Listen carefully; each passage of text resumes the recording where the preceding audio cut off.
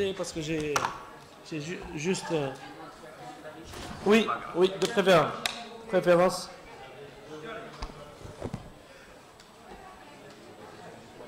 Ah, là, ici, oui, ça, ouais, c'est bon. Ah, c'est bon, ça marche. Alors, les laits infantiles, ça vous intéresse parce que vous avez énormément de marques au niveau des officines, d'accord? Et des fois, le pharmacien a un problème quand on lui demande un conseil, il a peut-être un problème pour conseiller tel ou tel lait à tel ou tel enfant. D'accord?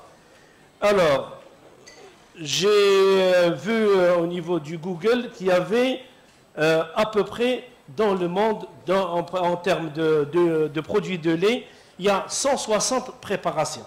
D'accord? Infantiles. Et pratiquement, il y a un problème de choix quand il y a une pathologie, quand il n'y a pas de pathologie, et quel lait choisir. Et on doit répondre à cette question. Alors, on ne peut pas parler du lait sans citer le lait maternel, qui restera inimitable jusqu'à la fin de la vie. Aucun lait ne pourra substituer le lait maternel. Il est spécifique de l'espèce humaine. Sa composition est évolutive selon les besoins et la maturité. Je vous donne un exemple. Un bébé, à la naissance, il a besoin de tant de protéines, il aura de tant de protéines. À J7, il a besoin de tant de protéines, il aura tant de protéines. Ça veut dire c'est un lait évolutif. Il n'est pas stable, il n'est pas constant comme le lait artificiel. Goût et odeur évolutif, il s'agit d'un lait blanc. On a le sang rouge, et vous avez le lait, c'est un sang blanc. Pourquoi on l'appelle sang blanc? Parce qu'il contient des éléments vivants. Fait les polynucléaires, fait les IgA, fait les lymphocytes, il y a des éléments vivants à l'intérieur. Est-ce que vous avez vu des éléments vivants dans les produits laitiers, c'est-à-dire le lait industriel? Non. Est-ce que vous avez vu un lait artificiel qui change de goût? Non. Alors, la maman, elle prend la banane, le bébé, il reçoit le goût de la banane. Elle prend une orange, il reçoit le goût d'une orange. C'est magnifique. Alors, regardez cette plaque, elle vous montre la progression des protéines.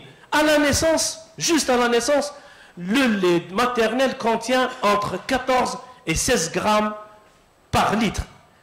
À 3 mois, ça descend 10 grammes. À 6 mois, 8 grammes.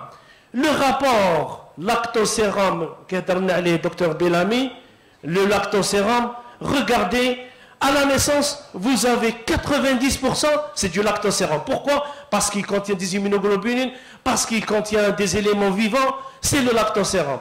Et la caséine, elle est à 10. Puis après, 60-40, puis 50-50. Regardez en bas le lait de vache. Il est constant. Fait 20 de lactosérum, c'est très peu. Ou fait 80%. 80% de caséine. Ça fait grossir et ça fait durcir les selles. Et ça fait... il n'est pas adapté je parle du lait cru, hein, d'accord? Les facteurs immunologiques, vous les connaissez. Vous avez à la naissance 15 grammes d'IgA sécrétoire pour protéger l'enfant contre l'infection. À J4, ils sont à 1 gramme. Cytokine, IL6, IL8, le TNF-alpha, DCD14, des facteurs de croissance, des nucléotides et la lactoferrine. Lactoferrine, c'est une hormone assez importante dans le transport, dans la lutte contre les infections par rapport au fer.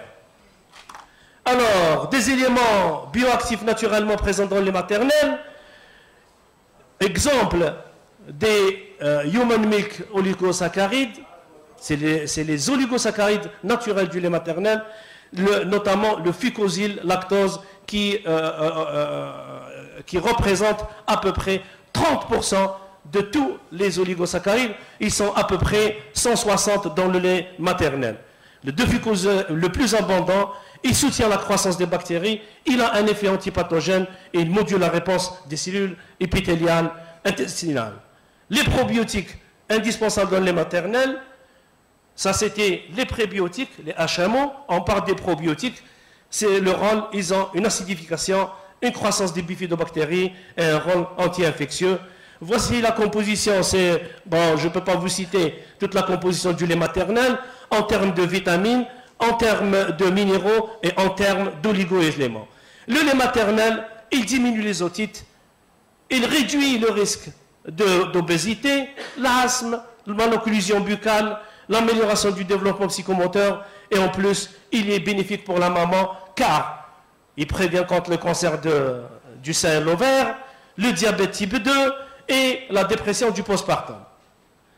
Si on compare les trois laits, 1, 2, 3, au niveau de la pharmacie, si on vous pose la question, quelle est la différence entre le 1, le 2 et le 3? C'est la même chose, sauf que les éléments qui contiennent sont progressivement croissants. Vous avez les protéines en tête de fût, vous avez 14 grammes par litre, puis ça devient 15 grammes par litre, puis devient le lait de croissance à partir d'un an, 17 grammes par litre. Si vous prenez les lipides, non. Les lipides parce qu'ils participent à la croissance des neurones. Donc, à la naissance, vous avez dans le lait maternel une augmentation, un taux assez important de lipides, puis ça va décroître, d'accord. Même les laits ont mimé un peu la composition du lait maternel. Vous avez 3 grammes, puis 3,1, puis 2,1. Par contre, tout ce qui est acides gras, polyinsaturés, oméga 6, oméga 3 en progression, les vitamines en progression, le fer en progression. Si on compare le lait de vache versus lait de croissance, regardez la différence. Protéines, beaucoup de caséine, dans le lait de vache par rapport au lait du troisième âge qui a été étudié. L'oméga, l'acide linoléique, c'est l'oméga 6, 523 par rapport à 70. L'acide alpha-linolénique, l'oméga 3, vous avez 69 par rapport à 20. La pauvreté en fer et la pauvreté en vitamines. D'accord? On a parlé de l'apport calcique. Regardez, l'enfant en bas âge, il a besoin de 500 mg par jour. Puis ça va être 900 grammes. Et à l'adolescence, il a besoin de 1200 grammes par jour de calcium. Les laits préépicés, vous les connaissez. Vous avez un enfant qui régurgite, vous donnez le lait préépicé. Ça, quel type? Est-ce que vous donnez le caroube ou là vous donnez l'amidon? Vous donnez l'amidon si vous avez besoin d'une action épicissante en contact de l'acidité. Ça veut dire s'il a un reflux, je lui donne l'amidon de maïs ou la de pomme de terre. Parce que j'ai besoin d'arrêter ce reflux. Par contre, si vous avez besoin, vous avez par exemple un trouble de la déglutition, il faut que l'action épicissante soit avant. Ça veut dire, dès que je mets le produit dans le biberon, il est déjà épicé. Ça veut dire, parce que là, je vais agir sur la bronchiolite, sur les troubles de la déglutition, D'accord? Alors, par contre, une chose, c'est que ce produit, ce lait préépicé, ne va pas du tout arrêter l'index de reflux. Ça veut dire, si l'enfant il a une pathologie de type hernie-hiatale ou une œsophagite, il va continuer à faire son œsophagite peptique sans qu'on le sache. La maman elle est contente ou les dimanches le médecin il est content ou les dimanches ça, le reflux il est là, il peut faire une œsophagite, il peut saigner, il peut faire une sténose peptique. Le deuxième âge, c'est là où l'intérêt des probiotiques enrichir les laits deuxième âge parce qu'ils réduisent le risque de gastroentérite et risque des infections respiratoires, la diminution l'utilisation des antibiotiques et l'amélioration des coliques. On m'a dit de précipiter, c'est pour cela que je suis en train de... Alors, les prébiotiques, vous avez les phosphorylgos, fructo-oligosaccharides et gluco-oligosaccharides. Ils ont un effet préventif sur l'eczéma, sur l'asthme et sur l'urticaire. D'accord? On a parlé des ferments lactiques. Oui, ils ont un intérêt, les ferments lactiques, parce qu'ils améliorent la digestion partielle du lactose et des protéines. Exemple, les laits fermentés par le B brevet et le B thermophilus. D'accord? Les laits sans lactose, vous les connaissez. Pourquoi on arrête le lactose? Parce qu'il y a les disaccharidases qui sont altérées. On remplace le lactose par de la dextrine maltose. C'est des laits identiques aux laits standards. On les donne en cas de diarrhée aiguë. Et dès que la diarrhée s'arrête, on introduit notre lait. Le même jour. C'est pas avec etc. à éviter. Et la diarrhée lium, il n'a plus de diarrhée, on arrête le lait sans lactose, on introduit le lait terre. Les hydrolysates de lait, vous les connaissez, ils sont dépourvus de lactose. L'acquisition de la tolérance aux protéines peut être améliorée par l'adjonction des probiotiques. Et attention à la maternité. La maternité, des fois, on donne un biberon. L'enfant, on peut sensibiliser ce bébé le premier jour à la maternité par un biberon normal. Si, pour raison X ou Y, on a besoin de donner un biberon au bébé, il faut lui donner un hydrolysat pour ne pas le sensibiliser. Alors, les hydrolysats poussés, c'est l'indication des APLV, de l'allergie aux protéines de lait de vache et des pathologies digestives sévères. Vous avez l'hydrolysat de protéines, c'est le peptide junior que vous connaissez. L'hydrolysat de lactosérum, c'est le prégestimil. D'accord? Et l'hydrolysat de lactosérum, c'est le peptide junior ou le prégestimil. On avait le prégestimil avant. L'hydrolysat de caséine, c'est le nitramigène. On avait aussi avant ce produit. D'accord? Donc, il ne contient pas de lactose. Il est remplacé par la maltodextrine, vitamine idem au lait, goût et odeur particulier. Vous connaissez ce problème. La remarque, on peut accélérer la tolérance aux hydrolysats si on enrichit ce lait par du lactobacille LGG. Ne pas utiliser, je me répète, ne pas utiliser un lait standard en maternité qui peut sensibiliser un bébé et nécessiter toujours pour le médecin de confirmer cette allergie. On lui donne l'hydrolysat, 4 semaines, on lui donne une petite introduction. S'il ne tolère pas, ça y est, le diagnostic est fait parce qu'on n'a pas d'autres moyens. S'il tolère, ça veut dire que ce n'est pas une APLV. On reprend le lait normal. Ne pas parce que c'est cher, c'est coûteux, et c'est vers 9 ou 10 mois, voire 11 mois, 12 mois, pour qu'on puisse faire la tolérance. D'accord? Les laits HA, on n'a plus ce type de lait. Il n'y a plus de lait HA dans les officines. Vous savez bien longtemps, ils ont un intérêt dans la prévention des manifestations allergiques. Si vous avez des parents qui ont de l'asthme, la rhinite, la rhinoconjonctivite, le bébé, il risque d'être allergique, donc on lui donne un lait.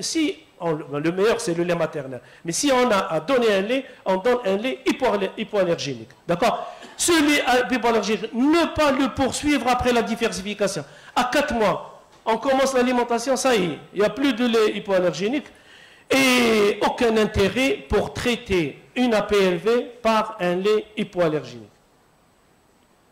Les préparations à base de riz, c'est des protéines partiellement hydrolysées du riz. Ils contiennent des triglycérides à chaîne moyenne. Ils ont une valeur biologique, ils ont ce problème-là, mais ils nous règlent les problèmes des APLV et des allergies aux hydrolysats, parce que c'est le coût et l'acceptabilité. Mais ils ont un petit problème par rapport aux protéines du riz, parce qu'il y a un défaut de la lysine, thréonine, tryptophane, qui nécessite un enrichissement. D'accord? Les préparations du soja, vous connaissez le soja, le soja, là aussi, il y a un risque d'allergie croisée avec les protéines du lait de vache. On ne les utilise pas avant 6 mois et il faut toujours s'enquérir de est-ce qu'il y a des phytoœstrogènes ou pas, parce que les phytoœstrogènes, c'est la diminution de la testostérone chez le garçon, voire l'adulte. Et puis, chez la fille, il y a un risque de toujours de... Ils sont incriminés comme cancérogènes. D'accord? Les phytoœstrogènes. D'accord? Alors, les laits à base d'acides aminés libres, c'est-à-dire solution d'acides aminés. Le fameux Neocate, il est utilisé dans les hôpitaux. Il n'y a pas de lactose fait. C'est des acides aminés libres, souvent des triglycérides à chaîne longue, d'accord, jusqu'à 18 carbone, d'accord. Exemple du lait, c'est le Neocate.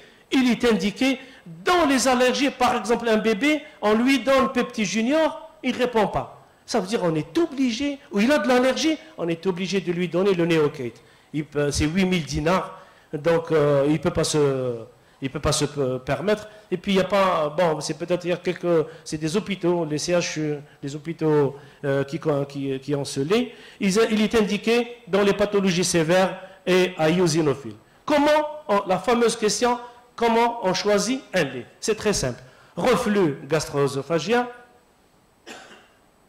J'aime pas ce terme reflux gastro-œsophagien. Reflux gastro-œsophagien, ça veut dire que préalablement le médecin dès la pH-métrie, il y a un reflux. Parce que, reflux là, on a régurgitation, oui. Régurgitation, et après, on traite la régurgitation par un lait préépaissi. Maintenant, si le médecin soupçonne le reflux, ce n'est pas le lait préépaissi qui va régler le problème. C'est la pH-métrie qui va poser le diagnostic. Et puis après, il faut régler ce problème de reflux gastro-œsophagien. Non, même la radio, c'est faux. Le radiologue, il met le TOGD, il va nous dire ouverture du cardia, c'est ouvert. Ce n'est pas un diagnostic. Le diagnostic positif du reflux, c'est quoi? C'est la pH-métrie. D'accord? C'est la pH-métrie qui doit être positive. Donc c'est pour ça, reflux comme ça, c'est pas très... Diarrhée aiguë sévère, c'est lait sans lactose. Terrain atopique, on vient de le voir, les H1. Allergie aux protéines de lait de vache, Pepti Junior, prégestimine. Allergie aux hydrolysats du lait de vache, Neocate, voilà, Chanato, le راح ندير تاع كسموه تاع موديلاك موديلاك gris. En tous les cas, c'est ce qu'on a sur le marché par rapport aux hydrolysats du riz. Prévention des infections digestives et respiratoires, il faut donner des laits riches en probiotiques et le fameux le B-Lactis, il a prouvé ça, on n'a pas ça. Prévention de l'allergie chez le nourrisson à risque, il y a des laits avec probiotiques. Il y a des laits sur le marché avec probiotiques. D'accord? Constipation maintenant. Vous avez une constipation, il vient vous donner un lait, je ne sais pas, riche en lactose, il est laxatif, etc. Tout ça ne marche pas. D'accord? Il faut régler ce problème de la constipation autrement. Il faut investiguer, mais ce n'est pas le lait qui va régler. D'accord? Deuxièmement, vous avez des coliques et ballonnements, des laits moins riches en lactose, des prébiotiques, des ferments lactiques, des probiotiques. Tout ça, ça n'a pas marché. Il faut régler autrement les problèmes de, on appelle ça, les troubles fonctionnels du nourrisson. Un nourrisson insatiable, il faut donner un lait riche en caséine. Ça n'a pas, c'est-à-dire, il faut donner un lait qui est riche en caséine. Aucun intérêt et c'est pas scientifique. Les relais de l'allaitement aussi, les laits dits de relais, tout ce qui est lahda, tout ce qui est halib shqara, etc., aucun sens. D'accord? J'ai mis juste un rappel du Code international de la commercialisation des substituts du lait maternel adopté en 1981 par l'OMS, sont concernés les gouvernements, les fabricants, les pharmaciens et les agents de santé. Pas de promotion au grand public. D'accord? Ça c'est... Moi je suis en train de citer la charte. Pas de promotion dans les établissements de santé. Sur l'emballage, c'est vrai, sur l'emballage, Bessif, ils mettent la mention obligatoire de supériorité du lait maternel. Parce que c'est une réalité. Rien ne vaut le lait maternel. Informations fournies par les compagnies aux agents de santé sont uniquement scientifiques. Et pas de partenariat entre entreprises qui fait le lait et les établissements du ministère. Et je vous remercie. Merci beaucoup. Merci beaucoup, docteur Zidane. Bon, je pense le Maxamet, mais ça coûte cher. On essaye de demander à l'État d'aider parce que je pense le pot, ça coûte 1000 euros, je ne sais pas, c'est un lait très cher. Et du beau غير مصطفى باشا يجيبوه بشوية بالمعرفة يعطوهم des. C'est des laits à des fins médicaux, d'accord? Donc pratiquement on les voit. C'est soit que et puis même la personne elle-même ne peut pas supporter le coût.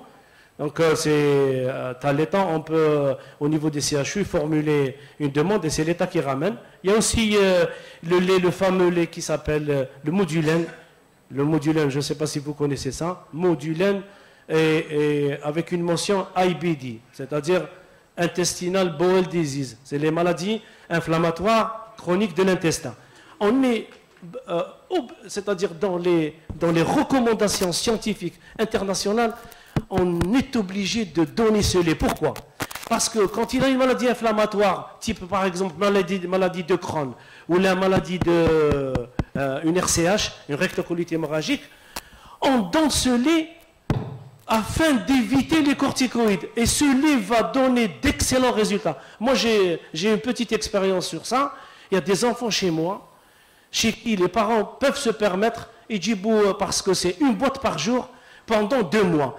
Eh bien, figurez-vous qu'après 2 mois, l'enfant, il gagne entre 6 et 10 kilos. 10 kilos. Et c'est ma remarque personnelle, d'accord? Mais malheureusement, il n'est pas disponible dans notre contexte. Il n'est pas à la portée de tout le monde. Vous pouvez utiliser ça pour répondre. Oui, docteur Karat. Préparez vos questions pour passer à la prochaine conférence. Docteur Wali nous attend avec impatience. صحيح شكرا. Docteur Karad Omar, pharmacien, qui exerce depuis 1993, puis exactement janvier. On remercie Dr Zidane pour sa présentation. أنا عندي 3 أسئلة. صغيرة أسئلة صغيرة. 3 صغار. السؤال الأول، احنا au niveau de la pharmacie, c'est-à-dire au niveau de l'officine, on a plusieurs marques de lait. Qui dit que la maman, il dit que sans ordonnance, son président يقول لك أعطيني اللي الملح لوليدي. وين اللي اللي نعطيه لها؟ sans citer le nom commercial. Oui. Ça. السؤال الثاني، à partir de quelle année, à partir de quel mois on arrête le lait industriel pour le nourrisson? Oui. À partir de quel mois? Très bien. On arrête le lait industriel. Troisièmement, السؤال الثالث، كان يقول لك le bébé نهار المومون كي يجي يرقد le moment تاع الدودو ولا de préférence il ne faut pas donner un biberon du lait, il faut donner le biberon de tisane. Est-ce que c'est vrai? Oui. Et merci. Alors, première question. Un choix d'un lait chez le pharmacien. D'abord, le pharmacien doit être informé de l'état de l'enfant. Qu'est-ce qu'il a cet enfant? Est-ce qu'il n'a rien du tout?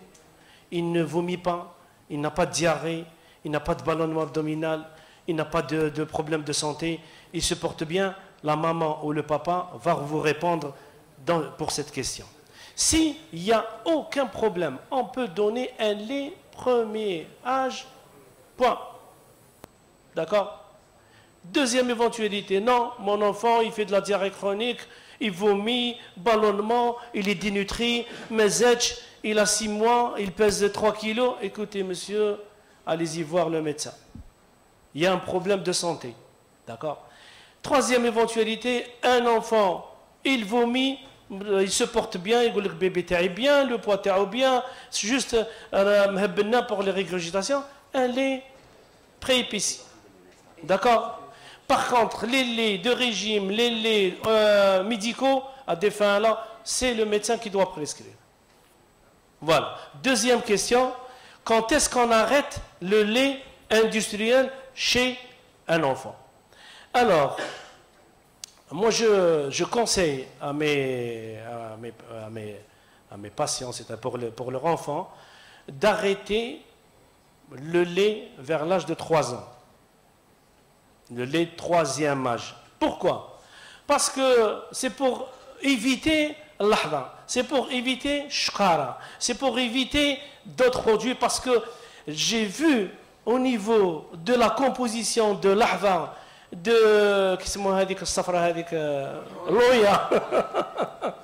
j'ai vu, regardez, la composition, tu as une poudre. Elle est très pauvre en vitamines, très pauvre en fer, très pauvre. Il y a une pauvreté dans ces produits-là. D'accord? C'est pour ça que vous avez des enfants qui vont être carencés. C'est pour ça que je préfère te permettre. Bon, quoique les produits carnés, on peut les débuter à partir de 7 mois, mais il y a des parents qui sont réticents, ils disent il faut les produits carnés, etc.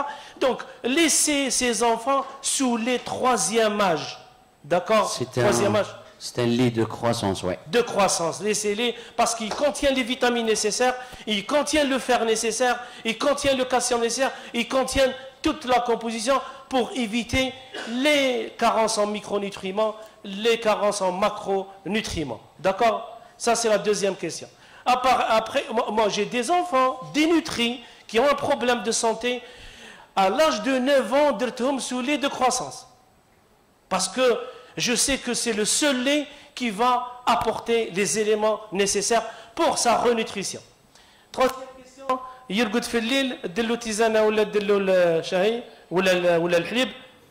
C'est une question de... C'est pas une priorité. On peut donner un biberon. Il n'y a pas de si l'enfant il est glouton, il a quoi couché. Sinon, et puis c'est en fonction de l'âge. Moi, j'évite les tisanes. Les tisanes, parce qu'ils remplissent l'estomac, ça n'a aucun intérêt. C'est de l'eau, mais aucun intérêt. Le ballonnement, c'est autre chose. C'est-à-dire, on a des coliques, il faut régler le problème de coliques. Alors, oui. Merci beaucoup, docteur. Ouais, ça sera la dernière. Alors, ce ne sera pas une question, c'est une intervention concernant le point que vous avez déjà entamé. C'est le rôle des médecins pédiatres de sensibiliser les services de maternité, que ce soit étatique ou privé, de ne pas utiliser le lait standard chez les bébés afin de minimiser la sensibilité plutôt. Oui, effectivement, ça, il faut que les maternités, qu'elles soient publiques ou privées, il faut qu'ils sachent qu'un biberon donné à la maternité, c'est le début de l'allergie aux protéines de lait de vache. Préférez démarrer l'allaitement et puis après, quand les parents sortent, c'est leur problème. Mais un biberon à la naissance, c'est un problème, sauf s'il y a un problème de santé maternelle, c'est-à-dire elle est dans un coma.